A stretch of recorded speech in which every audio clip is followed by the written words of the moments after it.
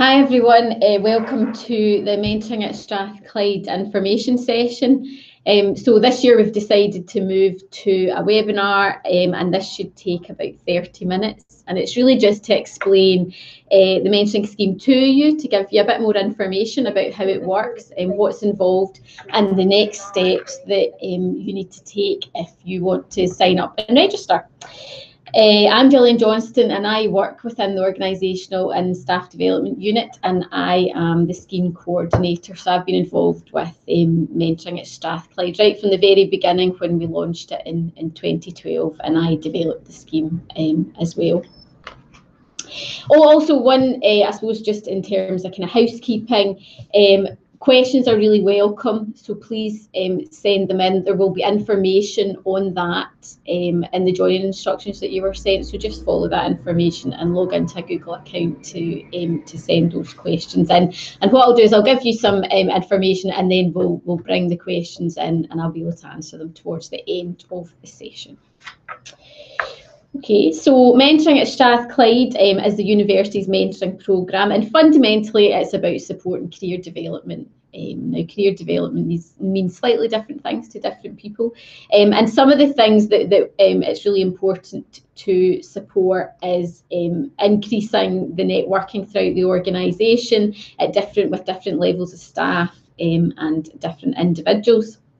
Really important for sharing knowledge and expertise between staff at different career stages in different areas and different disciplines and so on.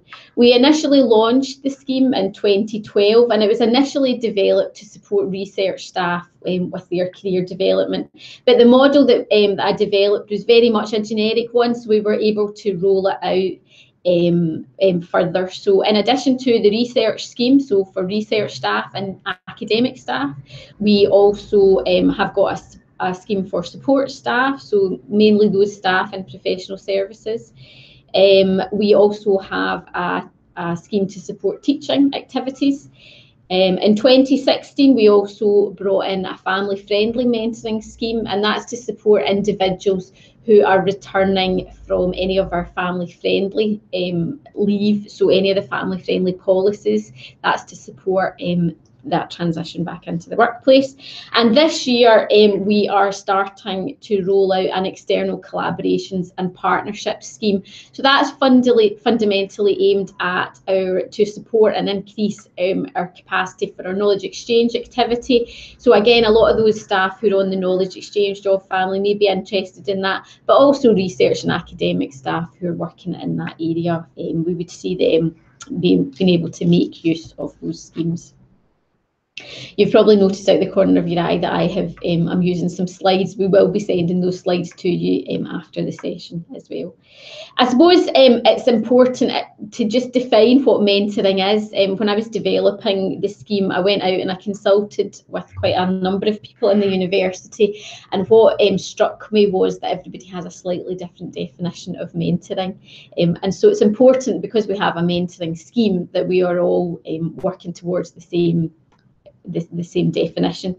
So the definition that we use, I'll just read it out to you: an experienced individual outside the reporting relationship holds regular meetings and discussions and takes personal interest in guiding and supporting the development of a less experienced person in progressing with and beyond their immediate role.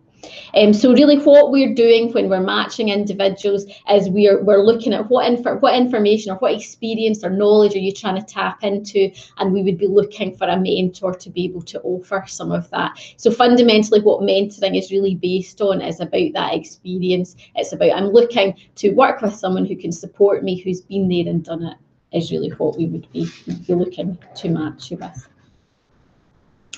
I suppose some of the benefits that we'd noticed that we're now in kind of year 6 of our mentoring activity, and some of the things that we've noticed is it's particularly helpful support for career and professional development. What a lot of people mention to us is how helpful it is to be matched with someone who's out there, who's out with their immediate work area, and therefore you get that kind of more objective sounding board where you can check things out with another supportive individual.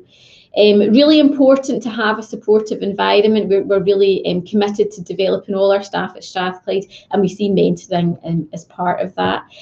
Really helpful for networking, opening up your networks, and encouraging you to get involved in other areas. Obviously, we want it to be quite a pragmatic solution, so coming up with solutions to some of the challenges that you're working within. Mentors talk about how they've noticed an increase in self-awareness, and also for mentees as well, and particularly helpful if you're looking to kind of develop your leadership capacity as well. We would see mentoring as a really good place to start. Mentoring at Strathclyde is a scheme, and therefore we do have some features that exist within our scheme. There is some structure to it, so I'll just talk you through some of them. So it's completely voluntary. We want people to see that they would benefit from it and that they register and join the scheme, recognising what they can get out of it. It's entirely flexible, and kind of that really is the beauty in mentoring, is we would match you with somebody who we would see a mentor and a mentee being matched together, who can benefit from one another's knowledge and experience. And then really it's up to you how you want to manage and run that partnership. So it really is flexible in terms of when you meet, how long you meet for, and the things that you discuss, and it's very much tailored to the individual. And I'll talk a little bit more shortly. We ask that the mentee drives the process, so it's really up to the mentee to take that responsibility, to make the first contact, and to keep things moving along with the partnership as well. In terms of time frame and the time commitment that's required, the mentoring programme runs for a year. So at the moment we would be looking to start mentoring around about October, November, and we would see that running through to next October, November as well. So within those 12 months, we would be, as a guide, we would suggest that you would meet 1 to 2 hours every month. Now, not everybody's diary and everyone's schedule can account for that, so we would be looking to, within the partnership, to come up with a pattern of meetings that would suit both of you. In terms of support within the scheme, so I am the scheme coordinator, and I offer support in the form of training. So when you join the scheme and you have your partnership and it's agreed, we would ask that you engage in some training at the beginning, just really to prepare you for mentoring and to give you the opportunity to think about it. In terms of other support, so there's other colleagues within OSDU that also help run some of the other schemes as well. And if there's anything in particular that comes up during the course of the relationship that I can help you with, or pass you on to other colleagues as well that can help with that. In addition to the training, this year we're developing some e-learning resources, and so again they would be available for you to tap into, just so you get the most out of it. We also have our web pages, which offers a lot of advice and guidance on the mentoring process, and a lot of information about the scheme exists there as well, so I would really invite you to have a look over them.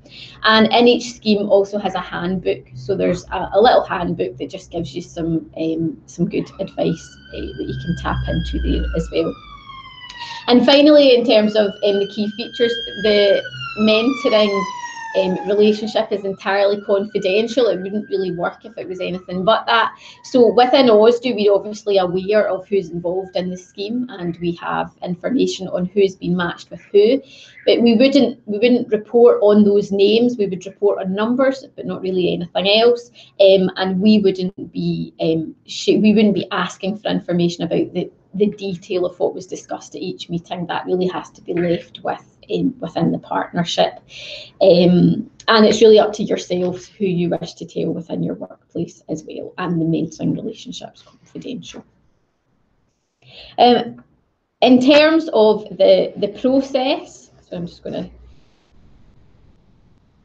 in terms of the process and how this 12 months kind of pans out, what I would say is if the reason for your mentoring maybe is to help understand a particular process, I don't know, research funding as an example, and you feel that you've been given that and your mentoring only lasted 6 months, that's absolutely fine. If it only takes 6 months, then there's no reason to be in the partnership for longer.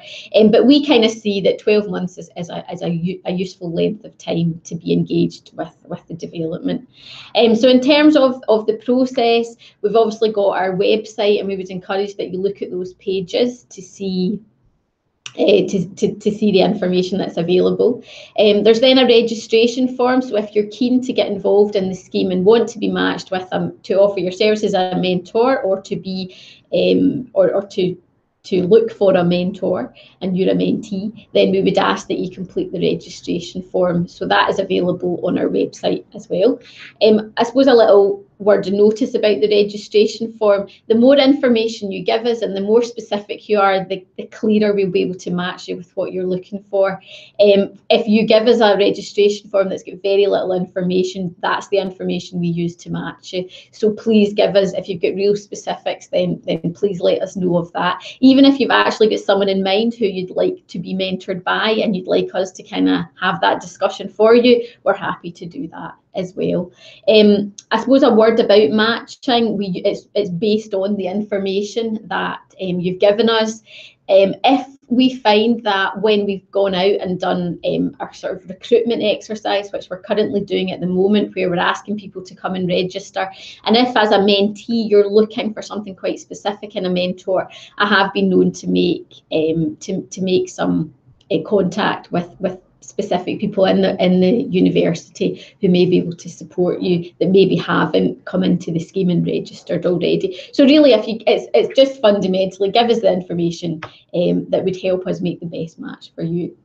We will then make a provisional match, so we intend to do that by the beginning of October, all going well, and we would come back to you with an email explaining who the match is, and we would expect that you would be able to accept that. If there's anything that you're unsure of, or you want to ask some questions about who we've matched you with, please come back to you. But in the main, we find that people generally have something in common with who they've been matched with, and with who's in the scheme.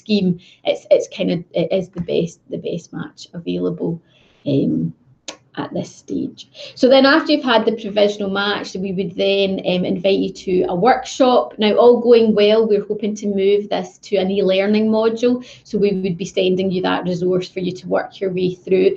But given the nature of mentoring, mentoring generally is done face-to-face, so I will have a meeting and we can do some more kind of experiential, and we can have a conversation around mentoring and just think about how we can best prepare ourselves for that. And we would do that towards the middle to end of October. We've got them diaried in at the moment, and we'll be running more than one date, so hopefully everyone would be able to get in, would be able to make the date available. And once you've got the training under your belt, and then really mentoring begins. So we would suggest that the mentee makes the first contact. You can make the first contact before you have taken part in the training, and just ensure that you begin to start. I'll give you more information about starting the relationship. There's lots of information about that in the training, and we also have a little mentoring agreement as well to get you kind of off to the best start, just so you're aware of what you're actually looking for.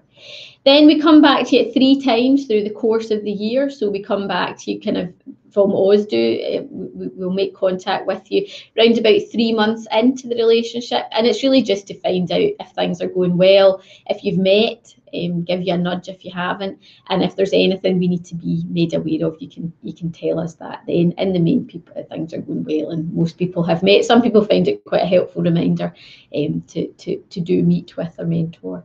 We'll then come back to a midpoint, so kind of six months in, and we're really just looking for some information on how the relationship's going, how many times you've met, to give us a rough guide of kind of activity around it, what's been helpful about it. Did the training that we gave you at the beginning, has that supported you well? And then we come back to you at an end point, so we'd be looking at kind of October next year as you're beginning to wind things down, and it's really, again, just to get some information on the relationship, around what did you get out of it, what was the most helpful thing, and so on. And these come into you as an email, and it's emailed out to a questionnaire. And at that 12 months point, it's also helpful for us to know if you want to stay involved in the scheme, and also if you, and also just a helpful reminder to kind of wind things up as well, that things are coming to an end, and do a bit of reflection on how the year's gone. So that's really the process, and really the beauty of the process, it's really over to you, to the mentor and the mentee, to meet regularly when it's appropriate, and to work through what you're wanting to get out of it. Just a little bit about the scheme support throughout the year. So in terms of, we've got the handbooks that we've talked about, they're all available on our website. A couple of them are being developed at the moment, but you'll certainly get an idea of kind of some good core advice from the other handbooks that are available there. We come back to you about the evaluation points as well. There's a lot of resources on our website, and as the mention scheme coordinator, if there's anything that comes up through the course of the year, please come back to me. I suppose just some other bits of information about when we see mentoring working quite well. So we've seen it with career transitions, and actually just transitions in general within the workplace is where it really comes into its own. So where we see a lot of people feeling it's helpful is if they're new into the sector. So the HE sector has got a lot of interesting facets and many acronyms, I suppose, is what I remember when I first started. So it can be really helpful for staff to understand how the system works, to understand a bit more about Strathclyde as well. Also for our international staff as well, really helpful just understanding the UK context and the systems. Within the university, we've got a big push in the Athena Swan Award, and can be really helpful for departments working through that as well, and supporting women in science, engineering and technology. Can be helpful with promotion, and just really building up your contacts throughout the university as well.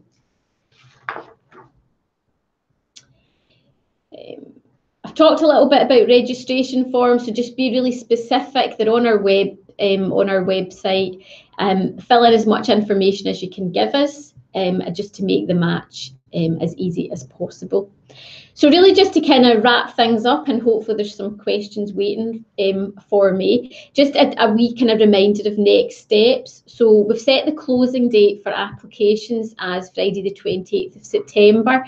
Now technically the scheme doesn't really close, it's open all year round, but what we've done at this stage is if we do a big kind of advertising push, then hopefully we'll build up a group of mentors and a group of mentees, and then we would make that match. But if you want to enter the scheme at any point throughout the year, we're always open to that as well. We will do our matching the week beginning the 5th of October. We'll do that with the help of some other members of the team in OSDU, and then we will come back to you via an email to give you the provisional match. The workshops, we hopefully will have our e-learning module developed by then, and we would get that out to you to work your way through, and we will be doing some meetups as well. We'll maybe do a kind of lunchtime networking session just to bring the scheme together, and to talk more of the kind of conversational aspects about mentoring, and we'll be doing that towards the end of October as well. If you've got any particular questions, come back and contact me. So I'm Gillian Johnston, and hopefully there are some questions waiting for me. No. There's none? Okay, no questions. So I hope that that's given you enough information to make a choice about whether you want to be part of the scheme. I think we've probably we're in the hundreds of the amount of people who've engaged with it over the last 6 years. It's a really helpful, in the main, people find it a really helpful development solution as well. If you've got any specific questions and you'd prefer to just chat offline, please get in touch with myself and I'll be happy to answer any of them. Just really point you in the direction of the website where the registration form and all the information is available there. Okay, thank you.